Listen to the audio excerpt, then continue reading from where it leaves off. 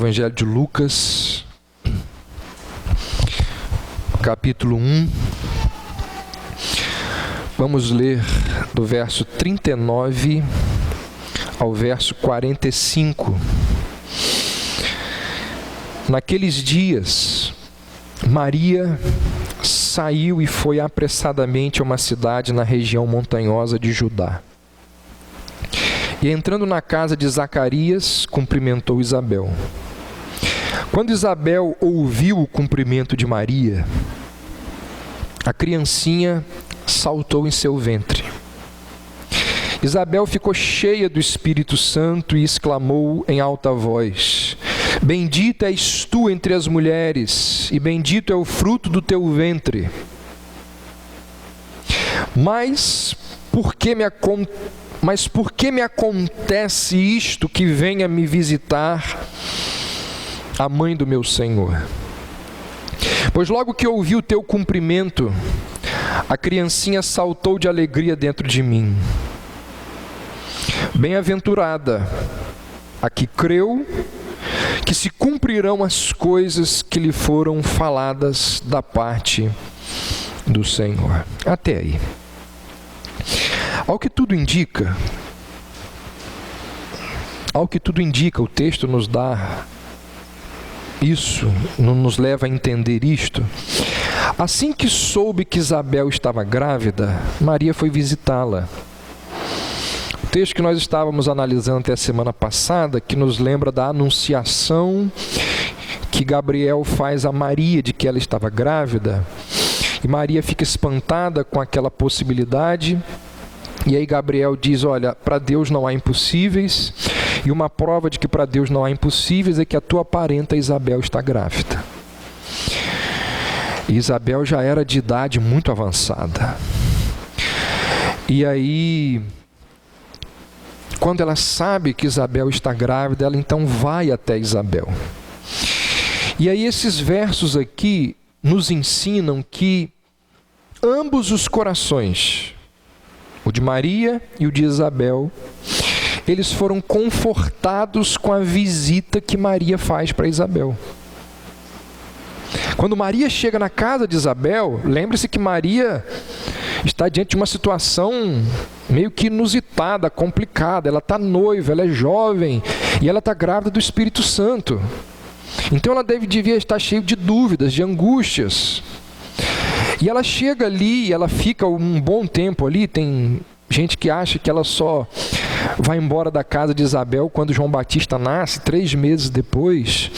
Então, Maria tem o coração dela confortado e ela conforta o coração de Isabel com esta visita. Então ambas, Maria e Isabel, foram confortadas com a visita. Ou seja, a alegria quando ela é compartilhada, ela se multiplica. A alegria compartilhada se multiplica.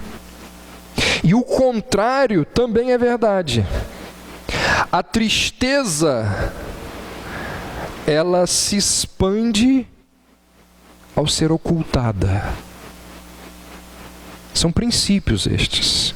Alegria compartilhada se multiplica e tristeza se expande ao ser ocultada. O que isso aqui nos lembra?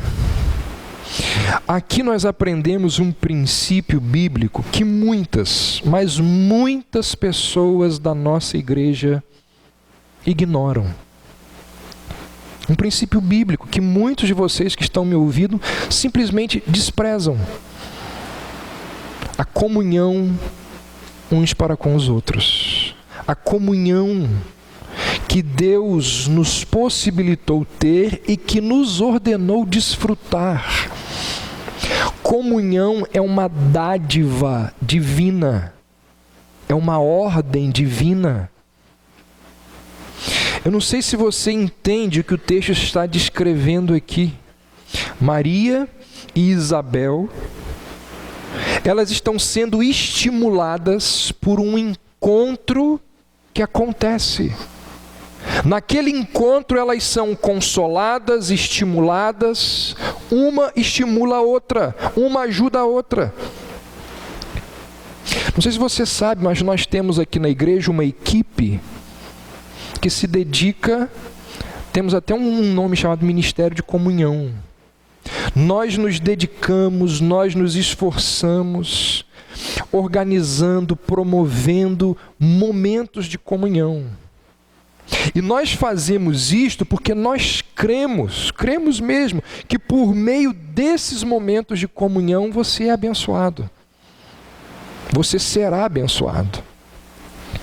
E dói, gente. Dói quando a gente percebe o descaso, a indiferença de muitas pessoas com esse momento de comunhão.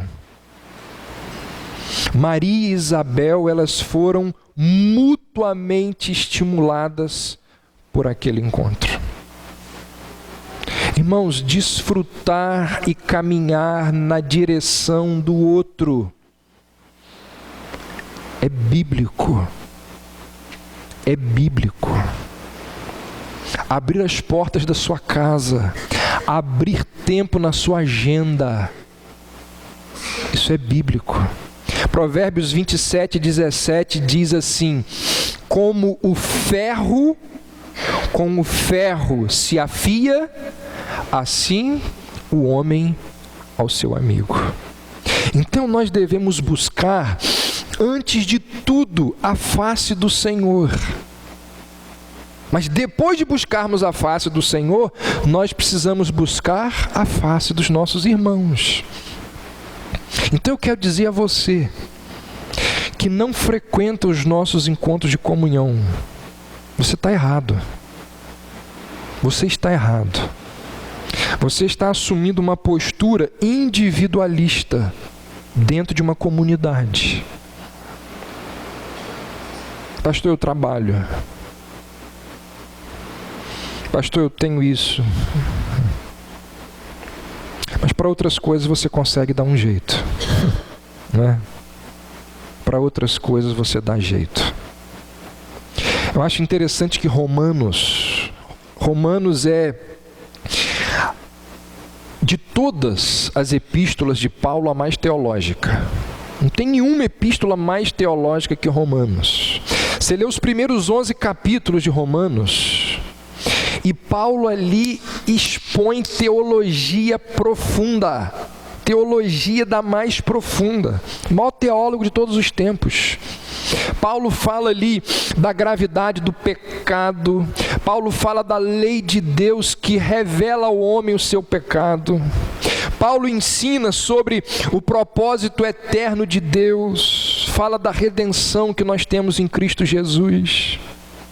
Naqueles 11 primeiros capítulos, Paulo fala de doutrinas como eleição, justificação, que é obtida por meio da obra de Cristo, que é recebida mediante a fé. 11 capítulos de doutrina profunda. Aí entra o capítulo 12.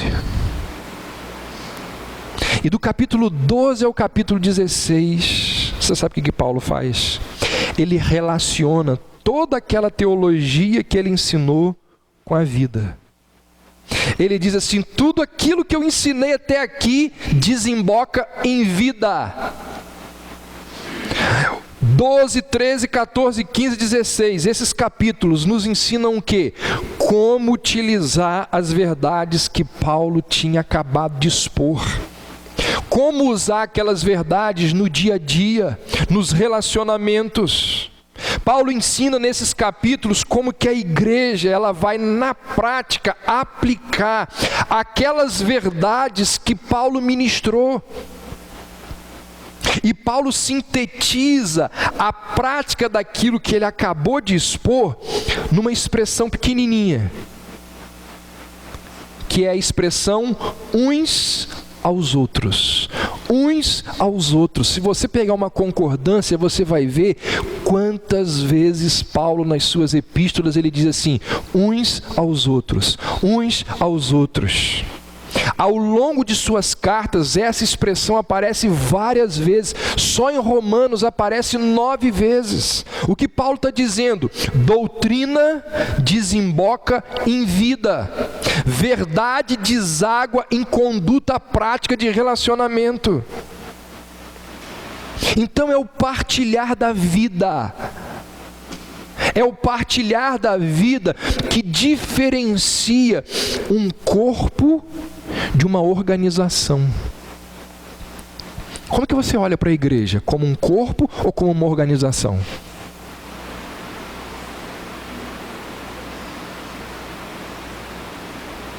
Tem muita gente que olha para a igreja como uma instituição, um corpo, um clube. Vou lá no domingo à noite, uma vez por mês. Vou lá, quando der na telha eu vou lá. Vem aqui, 50 minutos, 1 hora e vai embora e se relaciona com quem? Isso não é igreja não, irmãos. Isso não é igreja. Leia Atos. Eles estavam todo dia nas casas uns dos outros. Claro, a gente não está no tempo de Atos. Não tem como ir na sua casa todo dia, claro. Você não pode abrir um espaço na sua agenda para uma terça-feira à noite estar orando com os homens, com as mulheres, para quinta-feira estar aqui orando com a igreja, para uma vez a cada 2 meses passar. Se você não pode passar o sábado inteiro, passa 2 horas com o povo de Deus em comunhão. Você está errado, irmão. Postura individualista dentro da igreja, isso não é cristão. Doutrina desemboca em vida. Você faz parte de um corpo ou você faz parte de uma instituição? Não é possível nós sermos um corpo e estarmos comprometidos, ligados e envolvidos sem comunhão, sem participação. Maria e Isabel, elas foram mutuamente estimuladas por aquele encontro.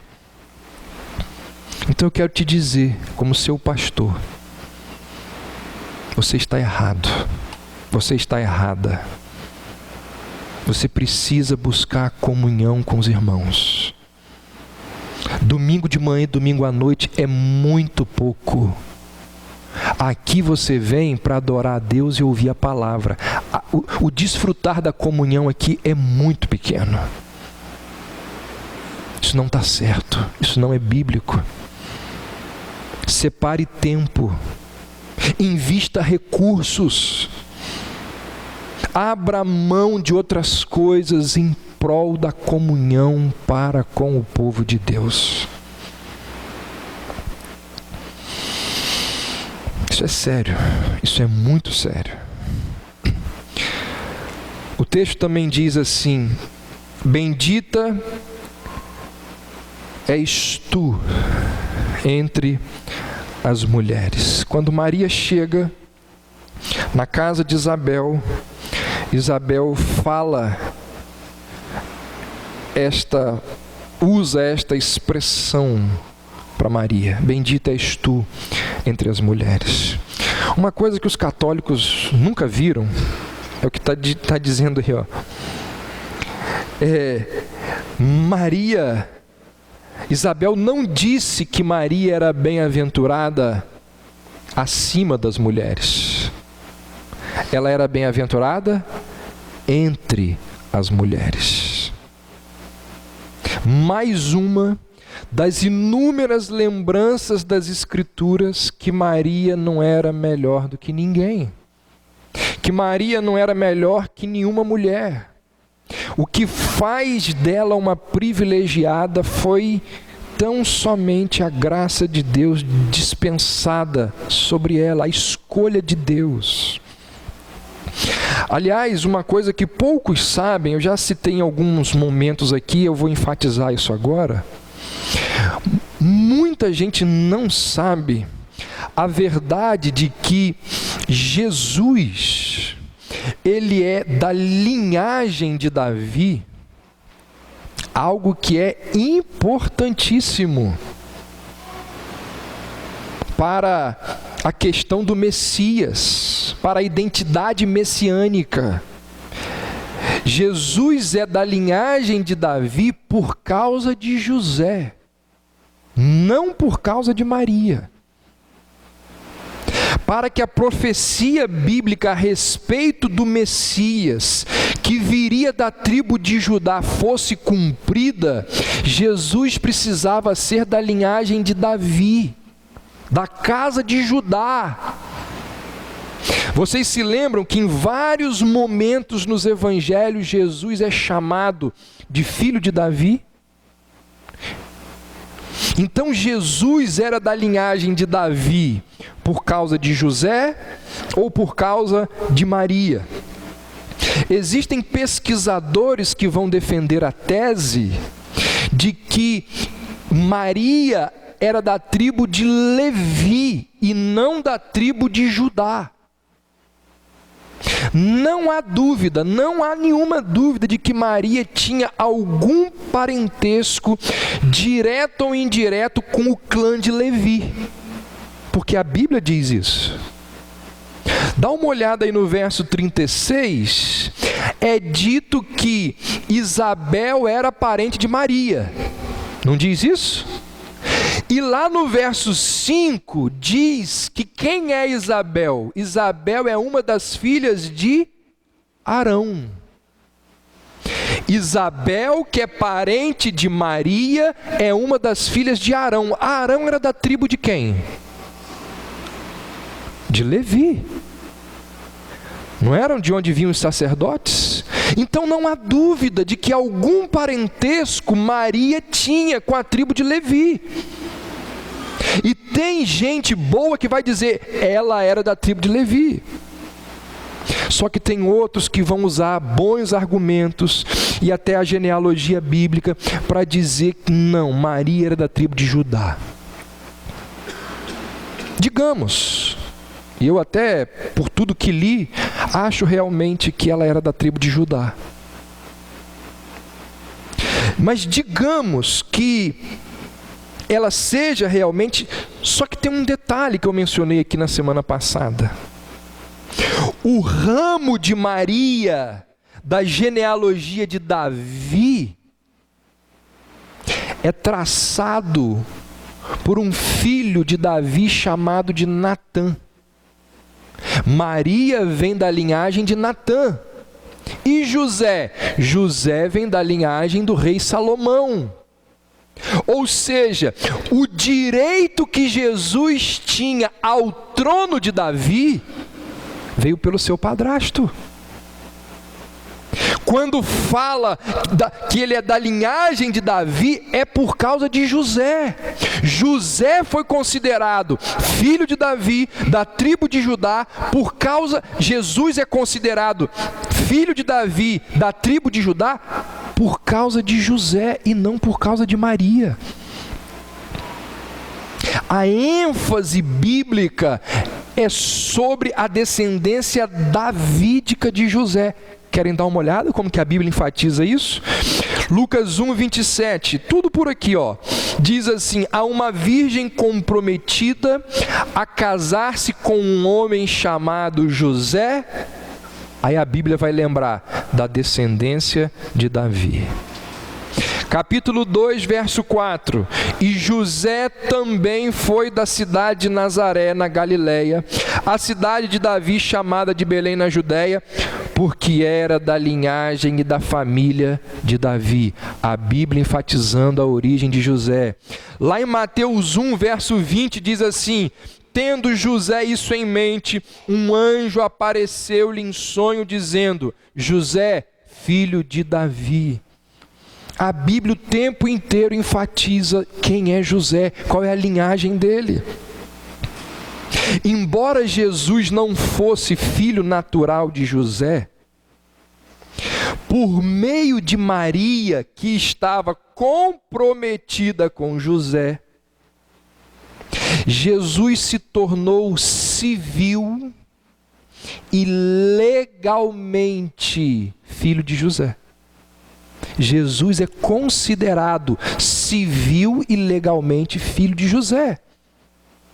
Olha o que diz aí o verso 27 do capítulo 2 de Lucas. Assim, movido pelo Espírito, foi ao templo.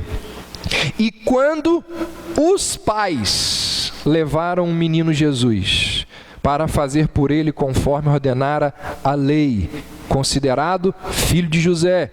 Verso 41, seus pais iam todos os anos a Jerusalém para a festa da Páscoa.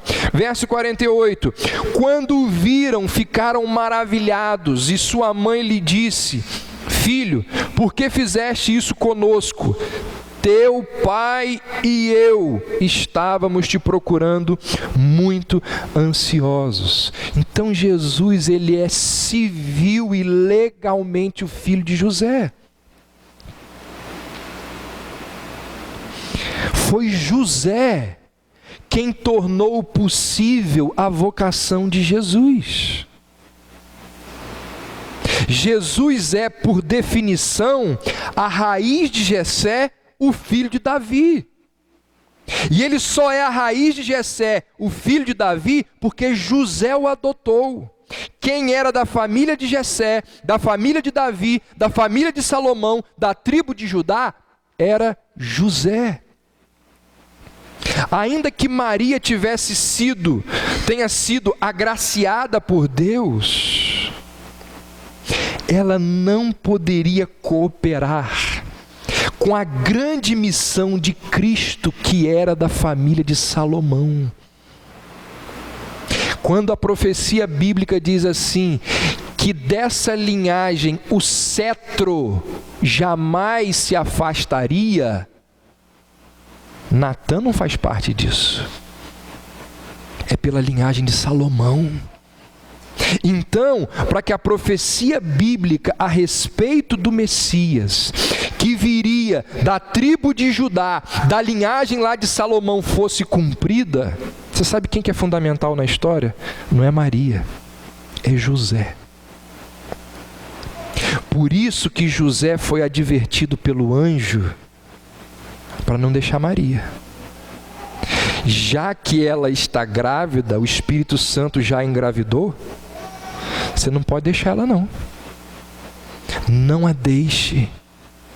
Porque você não é o pai adotivo de Jesus, porque estará casado com Maria. Pelo contrário, Maria foi escolhida para ser a mãe de Jesus, porque estava desposada com você. José era a 13ª geração de Davi depois do exílio. Quando você abre Apocalipse 5, você vê lá que João, ele está chorando, inconsolável. E aí o anjo vira para João e diz assim: não temas, porque a raiz de Jessé, a raiz de Davi, o leão de Judá, venceu. Jesus se tornou o leão de Judá porque era filho de José. José o adotou, José lhe deu o seu nome, lhe deu a sua tribo, e desta forma ele deu a Jesus todas as promessas que ele carregava como filho de Davi, como 13ª geração depois do exílio. Por que eu estou falando tudo isso, gente?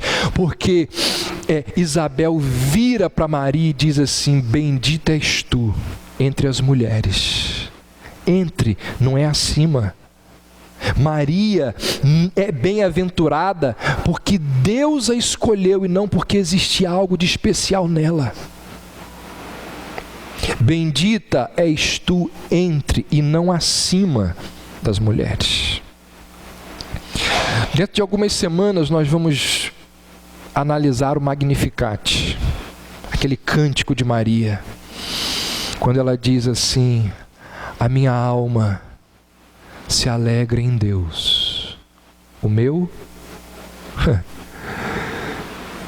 Salvador. Maria precisava de Salvador se ela fosse imaculada? Diz o verso 41 que Isabel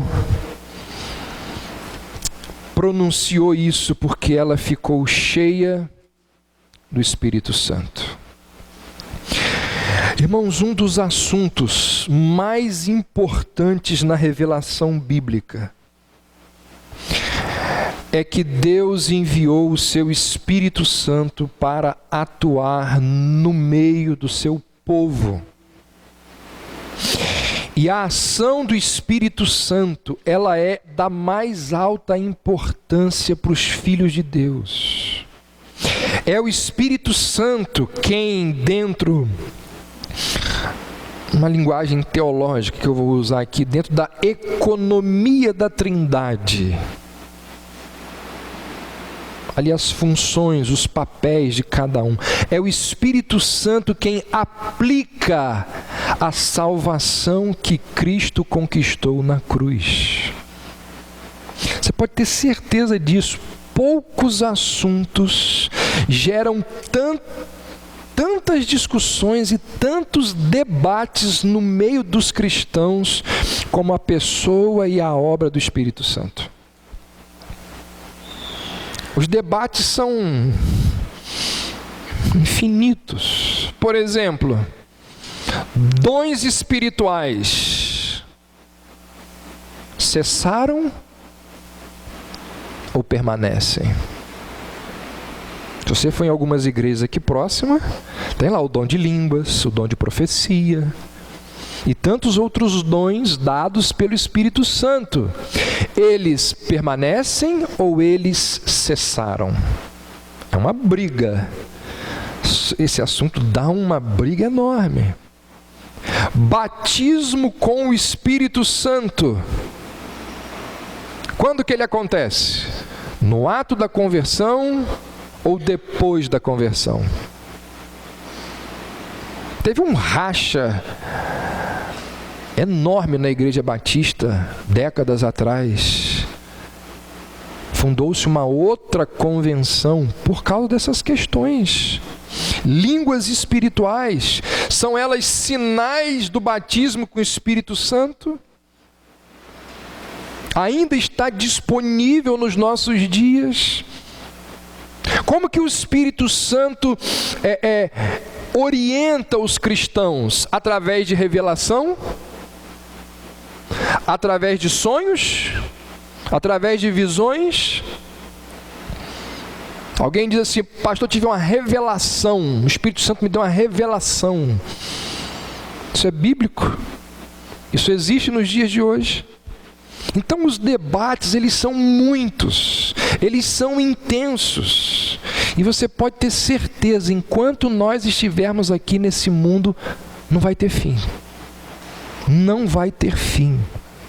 E esse texto aqui nos fala que Isabel, ela ficou cheia do Espírito Santo. E ele nos lembra de uma verdade desprezada ou desconhecida por muitas pessoas sobre o Espírito Santo, que é o papel do Espírito Santo antes do Pentecostes. O Espírito Santo, ele atuava no povo de Deus antes do Pentecoste, da mesma forma que ele atua depois do Pentecoste?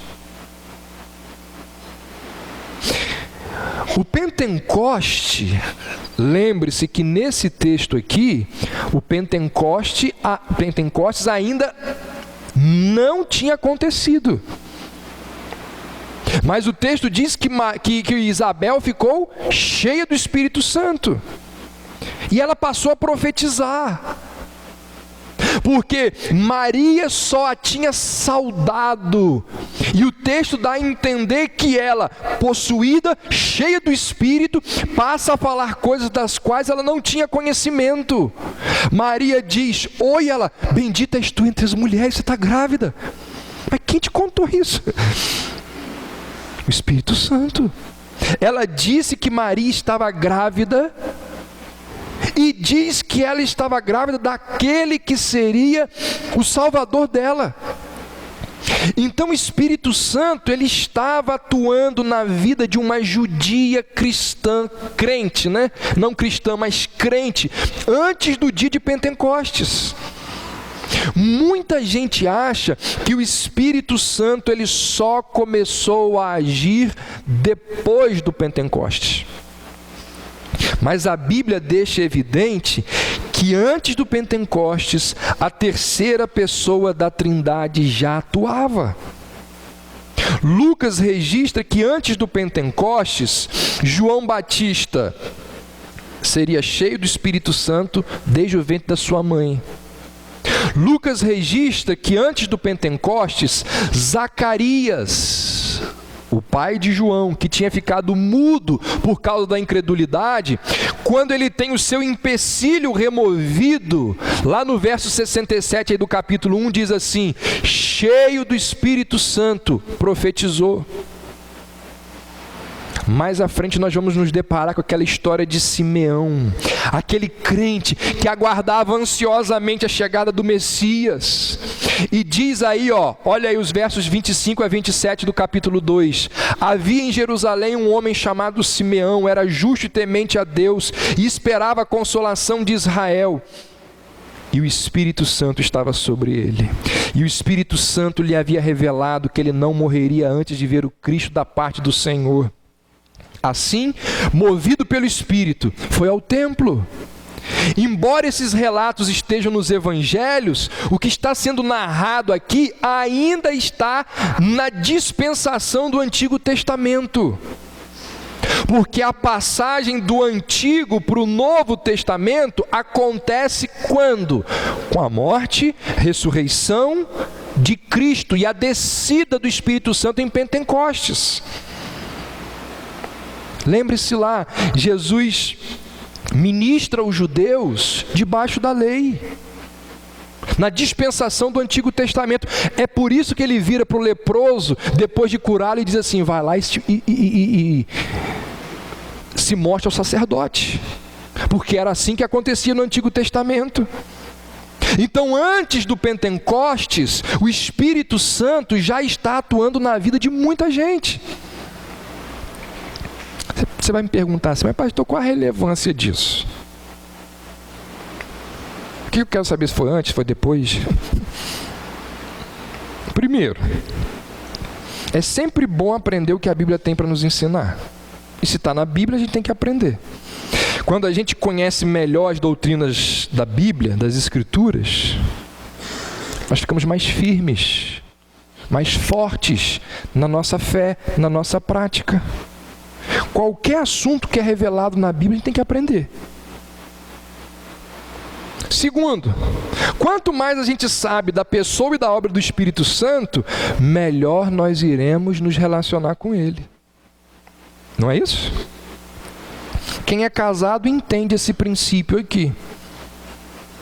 À medida que os anos passam e nós vamos conhecendo melhor a pessoa, o relacionamento melhora. Pelo menos deveria ser assim, né? Deveria ser assim. Se não é assim... Terceiro, por que a gente tem que saber sobre isso? Se é antes ou se é depois? Porque a gente não deve ser como os discípulos de João Batista. Lembra da história? Paulo está lá em Éfeso, pregando, e aí entram os discípulos de João Batista, e Paulo pergunta assim: vocês receberam o Espírito Santo quando creram? O que eles disseram? Que? Nós nunca ouvimos falar do Espírito Santo. Você quer ser como os discípulos de João Batista? Então nós não devemos ser como esses homens. Por isso que assuntos dessa natureza são importantes, a gente tem que saber, a gente precisa aprender. E tem influência na prática, como a gente vai ver daqui a pouco. Existem duas posições sobre essa questão da ação do Espírito Santo antes e depois do Pentecostes. Duas. Que é a posição qualitativa e a posição quantitativa. Você vai entender por que tem esses nomes. A posição qualitativa é aquela que diz que a diferença da ação do Espírito Santo antes e depois do Pentecostes é de, como diz o nome, né? Qualitativa. Essa é a posição da maior parte, ou de grande parte dos estudiosos e dos teólogos. Eles vão dizer que antes do Pentecostes, o Espírito Santo, ele habitava temporariamente nos crentes. Ele habitava e saía. Vinha e ia embora. Capacitava as pessoas para o serviço, reis, profetas, juízes, concedia dons a algumas pessoas, como profecias, visões, revelações, e ia embora. Segundo essa posição, só depois do Pentecostes é que o Espírito Santo passou a habitar definitivamente no crente. Talvez a gente possa dizer que a maior parte dos teólogos pensam assim. Mas existem outros teólogos que dizem que a diferença da ação do Espírito Santo antes e depois do Pentecostes, ela é quantitativa e é uma posição minoritária. Mas tem muita gente boa desse lado. Vou dizer só um para vocês. Augustus Nicodemos pensa assim. A diferença não é da qualidade, mas é da quantidade. Segundo eles, a ação do Espírito Santo sempre foi a mesma. A diferença é que depois de Pentecostes, ele passa a agir de forma mais intensa, de forma mais ampla. No entanto, eles dizem que o Espírito Santo sempre atuou da mesma forma que atua hoje. E os defensores dessa posição entendem que o Espírito Santo habitava sim, permanentemente nos judeus que eram crentes. O Espírito Santo regenerava, santificava e guiava os crentes judeus antes do Pentecostes, da mesma forma que ele faz comigo e com você nos dias de hoje. E eles têm bons argumentos. E um bom argumento daqueles que defendem a posição de que o Espírito Santo sempre atuou da mesma forma que atua hoje é a chamada doutrina da aliança. As igrejas reformadas, elas creem que Deus tem um único povo. Um único povo. Esse povo, antes de Pentecostes, estava na nação de Israel e era composto dos judeus que criam. Paulo vai dizer isso em Romanos. Ele vai dizer, tem judeu que não é judeu. Tem israelita que não é israelita. Por quê? Porque só nasceu em Israel, mas não acredita em Yahvé. Dentro desse povo, existiam aqueles que os profetas chamavam de o remanescente fiel. O verdadeiro israelita era aquele que amava Deus e que acreditava nas promessas de Deus. Eles acreditavam que Deus iria enviar o Messias. Eles eram crentes da mesma forma que eu e você somos hoje.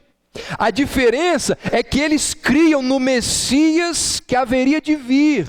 Nós cremos no Messias que já veio. No entanto, tanto nós quanto eles eram salvos, somos e eles eram salvos mediante a fé. Tão somente a fé. A questão aqui é que nós estamos depois da vinda do Messias e eles estavam antes da vinda do Messias, mas era a mesma fé. A fé no mesmo Messias. Então eles vão dizer que Deus sempre teve um único povo. E com este povo fez uma aliança de ser o seu Salvador. Sabe o que isso significa? Que a salvação sempre foi da mesma maneira. E tem muita gente com dificuldade de entender isso. Por exemplo, existem pessoas que sustentam a tese de que antes do Pentecostes, as pessoas eram salvas pela lei, cumprindo todos aqueles rituais. Você nunca ouviu gente dentro da igreja falar assim: Velho Testamento é lei, Novo Testamento é graça? Nunca ouviu isso?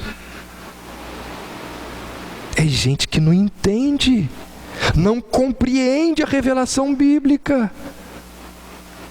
É gente que nunca entendeu a verdade de que a lei nunca foi dada com o propósito de salvar ninguém. A lei foi dada para que o israelita olhasse para aqueles sacrifícios que eram feitos diária e ininterruptamente no templo e cresse que um dia Deus iria enviar um Salvador que morreria pelos pecados deles. Por isso que João Batista diz assim: eis o Cordeiro de Deus que tira o pecado do mundo. Vai ser morto e não precisa mais de sacrifício. Ou seja, a salvação sempre foi pela mesma maneira, pela fé no sangue de Cristo derramado na cruz. Então, irmãos, Deus ele não possui dois caminhos de salvação, um no Antigo Testamento e outro no Novo Testamento. Sempre foi pela fé no Messias, sempre foi por graça. A diferença é que aqueles que viviam antes do Pentecostes, eles acreditavam no Messias que estava por vir, e nós cremos no Messias que já veio. Nós temos a vantagem da história, porque nós já vimos todas as promessas se cumprirem em Jesus. Então eles dizem assim, sempre foi da mesma forma, e a prova disso é a doutrina da aliança. O segundo argumento, e eu acho muito interessante esse aqui, daqueles que defendem a posição quantitativa, ou seja, que o Espírito Santo ele age hoje da mesma maneira que agia antes do Pentecostes, é a doutrina da depravação total. É a verdade da natureza básica e imutável do homem do Evangelho. Depois da queda, lá com Adão e Eva, nunca houve um homem que não estivesse corrompido na sua essência. Todos os homens, biblicamente falando, nascem espiritualmente mortos. E se ele é espiritualmente morto, é impossível ele compreender as coisas de Deus se não for pela atuação de quem? Do Espírito Santo. Quem que convence o homem do pecado? O Espírito Santo. A necessidade de novo nascimento existia antes do Pentecostes? O judeu, ele era salvo porque ele nasceu judeu? Ou ele era depravado e precisava ter os seus olhos abertos antes do Pentecostes? O judeu debaixo das leis e dos profetas era tão pecador como nós somos. Então, para que alguém fosse salvo no Antigo Testamento, era preciso que o Espírito Santo regenerasse. O Espírito Santo era aquele que convencia as pessoas da verdade. De quê? De que os sacrifícios que queimavam sobre o altar era uma prefiguração do Messias que estava por vir. E tem mais. Depois de regenerado, a gente não precisa ser sustentado? Quem que nos sustenta em fé? O Espírito Santo. Se não tivermos um apoio, um auxílio, uma ajuda, alguém perseverando por nós, nós retrocedemos. Por isso a necessidade da influência constante do Espírito Santo na vida do cristão. E isso é verdade, vão dizer eles, antes e depois do Pentecostes. Aí alguém pode estar pensando aí assim, mas pastor, calma aí. Algumas coisas precisam ser respondidas. Existem casos no Antigo Testamento que fica claro que o Espírito Santo entrou e saiu da pessoa. Então só me explica isso aí. Por exemplo, Davi vai dizer no Salmo 51, não retires de mim o teu Espírito. A Bíblia vai dizer que o Espírito Santo se retirou de Saul. Por quê? Porque ele desobedeceu ao Senhor. É simples. É mais simples do que se pensa. É só fazer a distinção entre a ação salvadora e a ação capacitadora de Deus. Quando Davi diz assim, não retires de mim o teu espírito, ele está se referindo à unção que ele recebeu de Deus para ser rei. Ele foi capacitado para exercer a monarquia. A mesma coisa diz respeito a Saul. O Espírito Santo veio sobre Saul para capacitá-lo a ser rei e apenas isso. A ação do Espírito Santo sobre Saul não significa que ele era crente. O problema é que muita gente acha que Espírito Santo só atua em crente. Já teve gente que arregalou o olho aí. Hã? Muitas pessoas acham que o Espírito Santo só atua no crente. Judas, o filho da perdição, ele não realizou os milagres que os apóstolos realizaram? Você vê em algum texto bíblico dizendo que Judas não fez? E você já imaginou se todo mundo fizesse e Judas nunca conseguisse fazer? Eles não iam desconfiar de Judas ao longo de 3 anos? O Espírito Santo, ele pode usar uma pessoa, mesmo que ela não seja convertida. A história está cheia de casos de pessoas que foram usadas por Deus para levar outros à fé, mas no fim, apostataram. Não tem casos assim não? Leia Mateus 7. Em teu nome, naquele dia muitos me dirão, Senhor, nós não profetizamos em teu nome? Nós não expulsamos demônios em teu nome? Em teu nome fizemos muitos milagres. Não foi feito não? Gente, o Espírito Santo usa quem Ele quiser. E usa muita gente incrédula. Você pode ter certeza disso. Você precisa estudar sobre, se você não entende isso, você precisa estudar sobre uma doutrina chamada de graça geral, que diz que a atuação do Espírito Santo, ela acontece de forma geral, mesmo naqueles que não são salvos.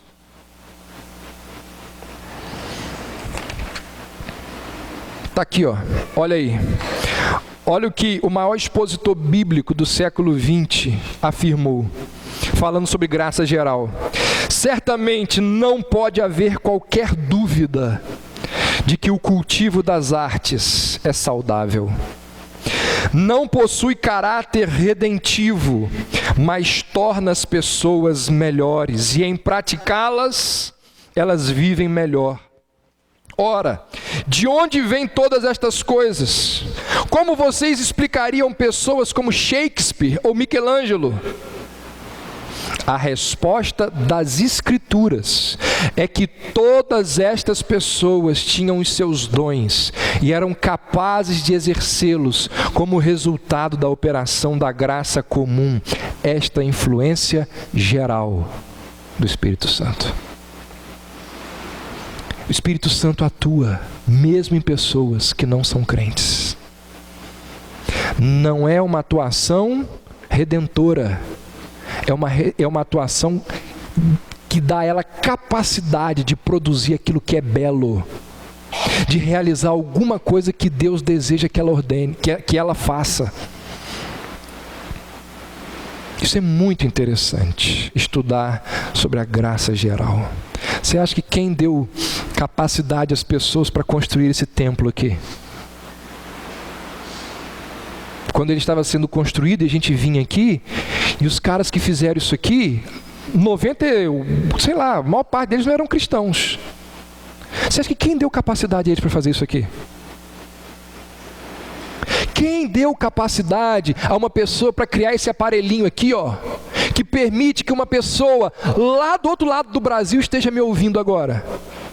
Quem capacitou essas pessoas? Elas não precisam ser crentes, mas o Espírito Santo atua nelas de forma a dar capacidade a elas para produzir coisas boas. Então, ele atuava no Velho Testamento, entrava e saía nas pessoas não de forma redentora, mas de forma que dava capacidade a elas para realizar algumas coisas. Segundo questionamento, preciso correr por cada hora, sobre a atuação permanente do Espírito Santo antes do Pentecostes, o caso ali de Isabel. Jesus disse aos discípulos que eles precisavam ser batizados com o Espírito Santo. No caso dos apóstolos, o batismo com o Espírito Santo e a regeneração, vão dizer os defensores desta doutrina, não representam a mesma coisa. Os apóstolos, com a exceção de Judas, eles já eram crentes antes do Pentecostes. Certa vez Jesus virou-se para os discípulos e perguntou a eles assim: quem dizem os homens que eu sou? Aí teve lá, uns dizem que tu és Elias, outros dizem que tu és João Batista. Aí Jesus perguntou assim: e vocês? Quem vocês dizem que eu sou?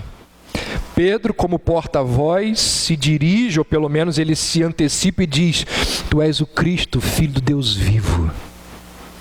Você lembra o que Jesus disse para ele? Bem-aventurado és tu, Simão Barjonas, porque não foi carne ou sangue que te revelou isto, mas o meu Pai que está nos céus. Pedro já era crente, ele já podia afirmar aquelas coisas, porque o Espírito Santo tinha aberto os olhos dele. O dia que o Espírito Santo veio sobre eles em Pentecostes, não foi o dia da conversão deles. Foi de uma capacitação especial para eles fazerem aquilo que eles precisavam fazer. Lembra lá daquele episódio quando Jesus foi lavar os pés dos discípulos? Pedro novamente. Pedro diz: vai lavar meu pé não. O meu só não vai lavar. E Jesus diz assim: se eu não te lavar, você não tem parte comigo. E Pedro, como era radical, né? Então me dá um banho. Então me lava todo. O que Jesus disse?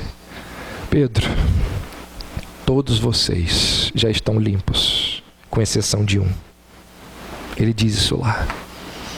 Vocês já estão limpos. O que aconteceu em Pentecostes foi uma capacitação especial do Espírito Santo sobre os discípulos. Jesus não disse assim: vocês serão regenerados. Jesus disse assim: vocês receberão poder. Então essa é a explicação para essa fala de que os discípulos, Jesus disse aos discípulos que eles precisavam ser batizados com o Espírito Santo. E por fim, a terceira objeção sobre a atuação permanente do Espírito Santo antes de Pentecostes. As pessoas dizem assim: então, se era a mesma coisa antes e depois, o que foi o Pentecostes? Se não tem diferença, o que o Pentecostes representa? Representa, eles vão dizer, a vinda oficial do Espírito Santo para uma nova fase da igreja. Fase que nós chamamos de cristã. Momento quando o Evangelho ele é anunciado a todos os povos. a todas as nações, e para isso os seguidores de Jesus precisam de poder, de autoridade, de dons e capacidade. Porque para pregar o evangelho a todo mundo precisava ser feito na plenitude do Espírito, que é o que significa lá o contexto de Atos. O que isso tudo tem a ver com as nossas vidas? Essa foi a parte doutrinária até aqui da mensagem. Quero fazer algumas aplicações para a gente encerrar.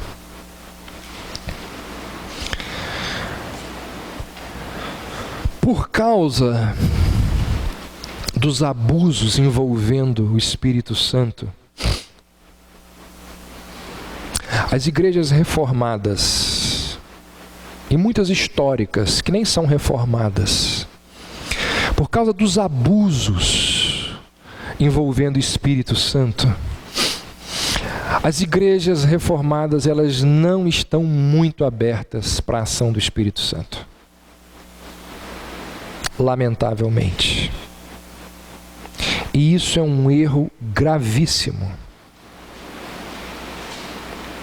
Irmãos, nós somos um povo.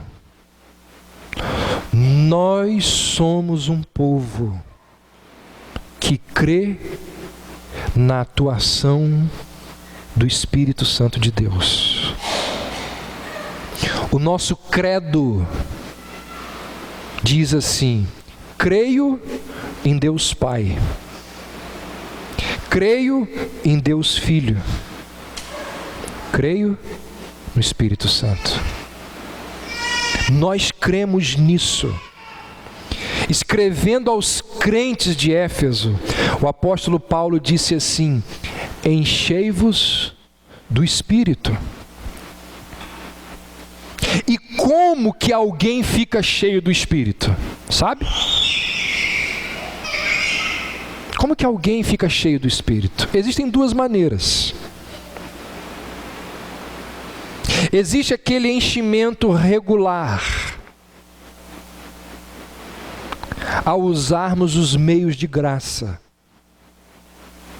Leitura da Bíblia, oração, comunhão com os irmãos, o que falamos aqui. Vocês acham que isso aqui não é um meio de graça?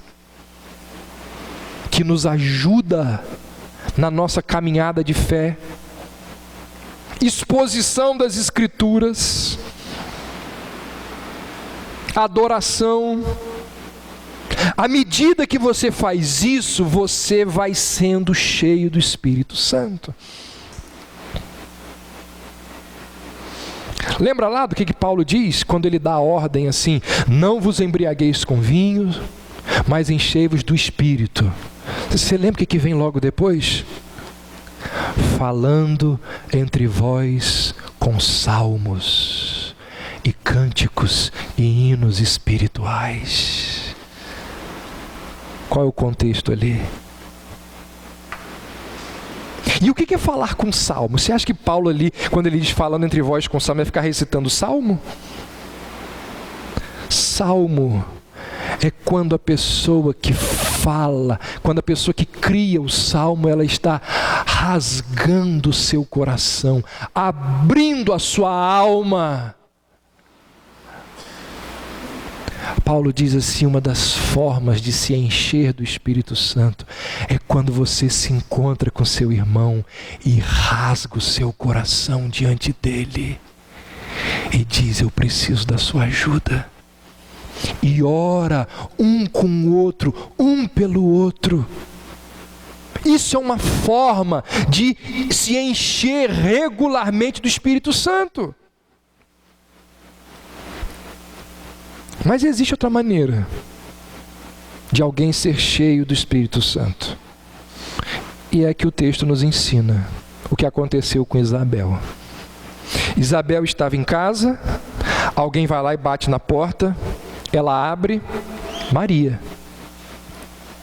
Maria diz: como vai, Isabel? E o Espírito Santo desce de forma extraordinária sobre Isabel. Existe uma ação repentina, intensa, extraordinária do Espírito Santo sobre a vida de Isabel. A história bíblica, a história da igreja, está cheia de exemplos parecidos. Pessoas que foram visitadas de forma especial pelo Espírito Santo. Comunidades inteiras, onde de repente, quando ninguém esperava, a presença do Espírito, ela é concedida de uma forma especial. Em muitos casos, Isabel é um exemplo. Quando menos se espera, o Espírito, ele é derramado de forma especial, de forma extraordinária sobre as pessoas. Há um livro, acho que não é mais publicado, prefaciado pelo Dr. Augustus Nicodemos, chamado Avivamento na África do Sul. Irmãos, o que aconteceu naquele lugar ali? Você lê o que o pastor Erlo Sting, que foi com quem aconteceram as histórias ali, você lê aquilo dali, você fica impressionado. Não tem muito tempo não. Leia. Eu comecei a me preparar para pregar na igreja, mas surgiram outras coisas, mas um dia eu ainda vou pregar sobre avivamento aqui na igreja. Leia sobre a história dos avivamentos. Leia um livrinho publicado pela editora Fiel chamado A Vida de David Brainerd. Veja o que o Espírito Santo fez no meio de uma tribo indígena através desse missionário. Quando o Espírito Santo, ele é derramado, como aqui no caso de Isabel, de forma extraordinária, coisas espetaculares, impressionantes começam a acontecer. E eu vou descrever uma porção de coisa aqui para vocês, e quero dizer para vocês que eu creio nisso. Em 1857, num dos períodos de grande crise financeira nos Estados Unidos, quando milhares de pessoas ficaram desempregadas, houve um avivamento em Nova York, que alcançou dezenas de igrejas. E tudo começou quando uma igreja reformada holandesa, lá em Manhattan, o pastor resolveu abrir as portas da igreja na hora do almoço, para quem quisesse entrar, desempregados, desesperados pelas ruas, entrar ali e orar. Em poucos dias, tinham 40 pessoas orando naquele templo. Um ano depois, o pastor precisou dividir a reunião de oração em 3 lugares diferentes, para ter 3 reuniões simultâneas, em salas, em lugares diferentes. O movimento cresceu tanto, que estima-se que entre 1858 e 1859, 1 milhão de pessoas tenham se convertido em Nova York. Em um ano, 1 milhão de pessoas se converteram, oriundas daquela reunião de oração. O que é isso? O que é isso? Em muitas ocasiões, e Isabel é um exemplo, quando menos se espera, o Espírito de Deus é derramado de forma especial, de forma extraordinária sobre as pessoas. No dia 27 de agosto de 1727, na Morávia, parte oriental da República Tcheca, 24 casais, eles fizeram uma aliança, um compromisso. Eles disseram assim: nós vamos orar 1 hora por dia, de forma sequencial, de maneira que sempre haverá alguém orando por missões. Então, de 1 às 2 era um casal, de 2 às 3, você entendeu. E aí, 24 horas por dia. E essa vigília, ela prosseguiu sem interrupção. Vou repetir. Essa vigília, ela prosseguiu sem interrupção. 24 horas por dia, durante mais de 100 anos. Não estou exagerando, não. Durante mais de 100 anos, 24 horas por dia, de forma ininterrupta. É isso mesmo que você ouviu. A reunião de oração durou mais de 100 anos. Se você acha que eu estou inventando ou exagerando, pode pesquisar. Chega em casa e digite lá, Conde Zinzendorf. Digite lá, Morávios, reunião de oração. Em 1748, os morávios, eles não começaram orando por missionários? Em 1748, 2 décadas depois, a reunião de oração está valendo, né? Se durou 100 anos, os morávios enviaram 226 missionários a 10 países. Cerca de 3.000 pessoas foram batizadas por esses missionários. Em 1792, a reunião de oração ainda está valendo. 65 anos depois do início da vigília, aquela comunidade que começou aquela reunião de oração com 24 casais, enviaram mais de 300 missionários para os confins da terra.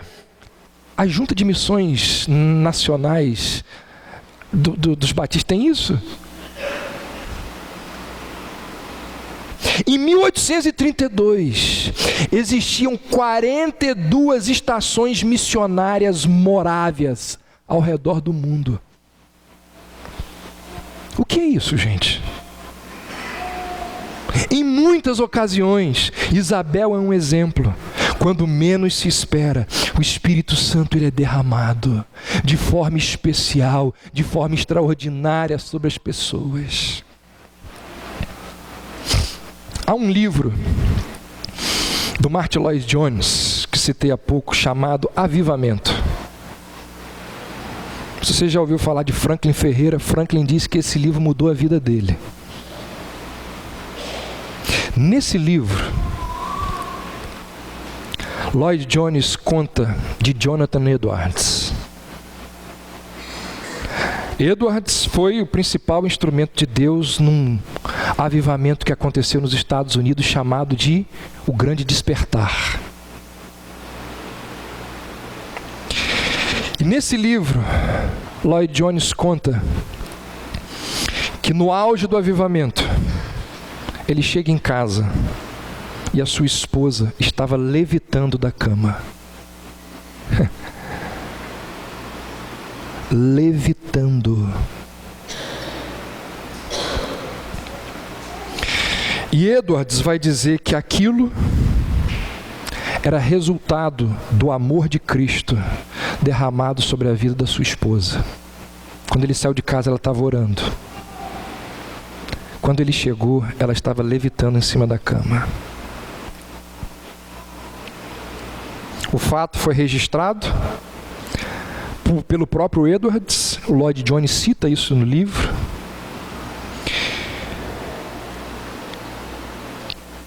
E é citado por Edwards num dos seus tratados sobre avivamento para mostrar que momentos de avivamento,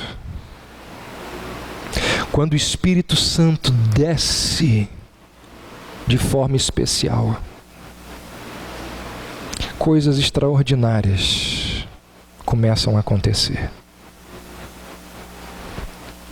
Certamente que no meio desses sinais, Satanás ele começa a caricaturar muitas coisas da obra de Deus. Tanto que o próprio Edwards, durante o próprio avivamento, ele escreveu um dos seus maiores livros, que é A Genuína Experiência Espiritual. Ele precisou, no meio de tudo aquilo ali, dizer o que era experiência de Deus e o que não era. O que eu quero dizer para você, estou encerrando, é que quando o Senhor dispensa o seu espírito de forma extraordinária. Coisas impressionantes acontecem. Maria chega, bate na porta. Isabel fica cheia do Espírito Santo e diz: bem-aventurada és tu entre as mulheres. O que veio fazer na minha casa a mãe do meu Senhor? Quem disse aquilo para Isabel? Quem falou aquilo para Isabel?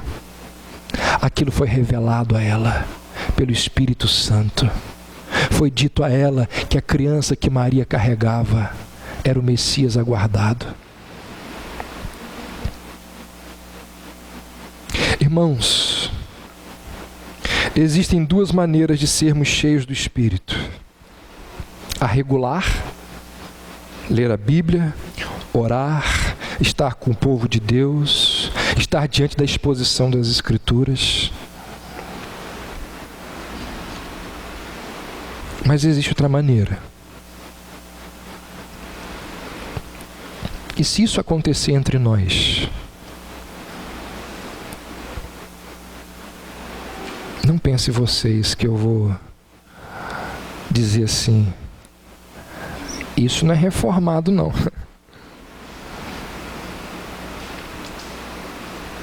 Esteja preparado. Esteja preparado.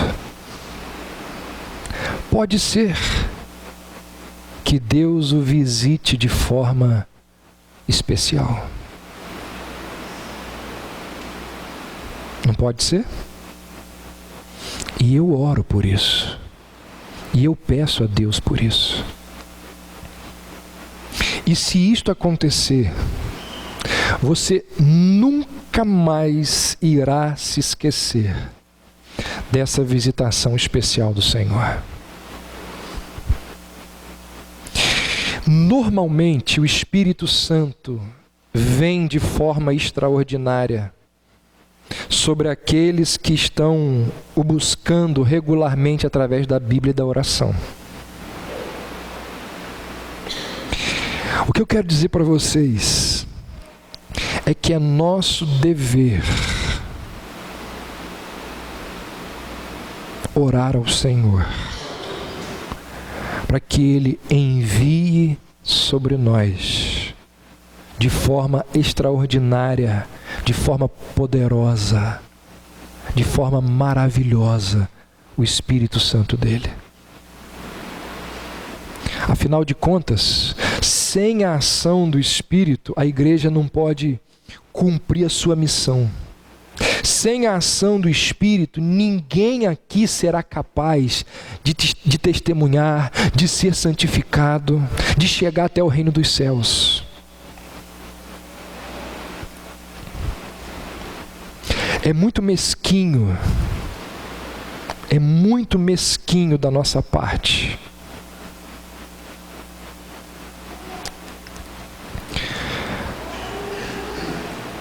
ficar orando apenas pela dor de coluna do vizinho,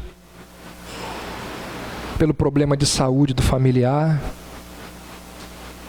pelo desemprego do primo, pelos problemas com os nossos filhos. Nós devemos orar por essas coisas. Mas acima de todas estas coisas, de forma muito mais intensa, nós deveríamos clamar a Deus e pedir: envie sobre nós o teu Santo Espírito. Irmãos, quando é que nós fazemos esse tipo de oração? Quando é que essa oração está presente nos nossos lábios?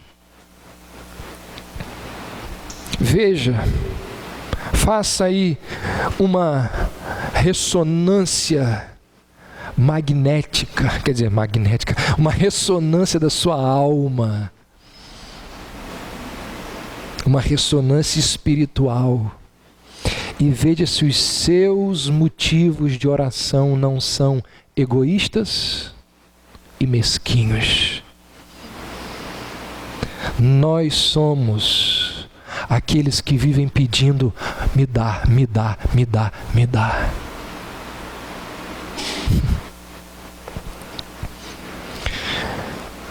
Eu tenho um sonho, parafraseando ou lembrando, Luther King. Eu tenho um sonho de um dia poder experimentar um momento de avivamento.